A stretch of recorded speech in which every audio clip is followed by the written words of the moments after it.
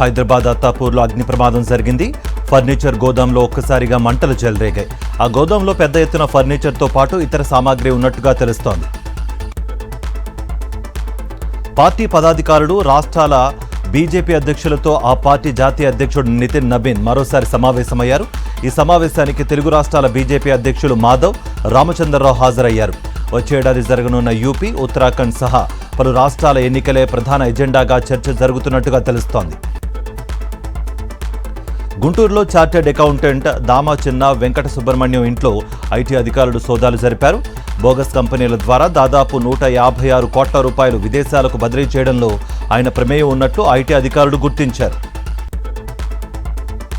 చంద్రబాబు కరువు కవల పిల్లలు అని మాజీ మంత్రి గుడివాడ అమర్నాథ్ సెటైర్లు వేశారు. విశాఖ డేటా సెంటర్కు తాము వ్యతిరేకం కాదని, అయితే డేటా సెంటర్కు 10 టీఎంసీల నీటిని ఎలా ఇస్తారని ప్రశ్నించారు ఆయన. గచ్చిబౌలిలో భవనం కూలిన ఘటనలో బిల్డర్ సాజిద్ను రాయదుర్గం పోలీసులు అరెస్ట్ చేశారు. ఎటువంటి అనుమతులు లేకుండా నాసిరకం మెటీరియల్తో భవన నిర్మాణం చేపట్టినట్టుగా తెలుస్తోంది. ప్రకాశం పంతులు జయంతి సందర్భంగా వైఎస్ఆర్సీపీ అధినేత వైఎస్ జగన్ నివాళులర్పించారు. దేశ స్వాతంత్ర్యం కోసం ప్రాణాలను సైతం లెక్క చేయకుండా పోరాడి తెలుగువారి ధైర్యానికి ప్రతీకగా నిలిచిన మహనీయుడు టంగుటూరి అని కొనియాడారు వైఎస్ఆర్సీపీ అధినేత. ఎక్స్ వేదికగా రేవంత్ సర్కారుపై విమర్శనాస్త్రాలు సంధించారు. మాజీ మంత్రి హరీష్ రావు మాట్లాడితే ప్రపంచ స్థాయి విద్యా వ్యవస్థ అంటున్నారు, కానీ ప్రభుత్వ స్కూల్ విద్యార్థులకు యూనిఫాములు ఇవ్వలేని దుస్థితి నెలకొందని ఫైర్ అయ్యారు.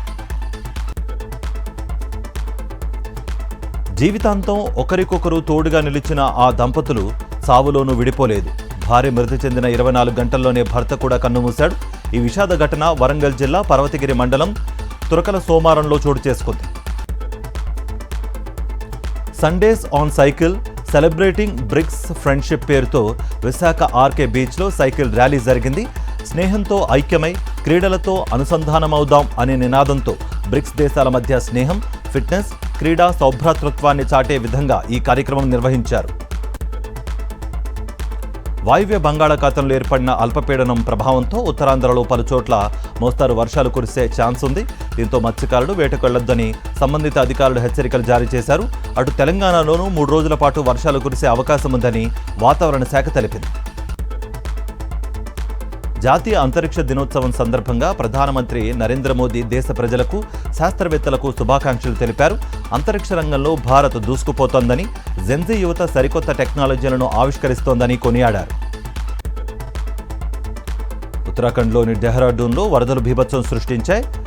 తంసార్ రివర్ ఉధృతంగా ప్రవహించడంతో లోతట్టు ప్రాంతాలన్నీ జలమయమయ్యాయి. దీంతో వరద ప్రభావిత ప్రాంతాల్లో అధికారులు సహాయక చర్యలు చేపట్టారు. కొలంబో వేదికగా జరుగుతోన్న 2వ టెస్ట్ తొలి ఇన్నింగ్స్లో భారత్ 2 వికెట్లు కోల్పోయింది. టీమిండియా స్కోర్ 37 పరుగుల వద్ద కేఎల్ రాహుల్, 66 పరుగుల వద్ద జైస్వాల్ అవుట్ అయ్యారు.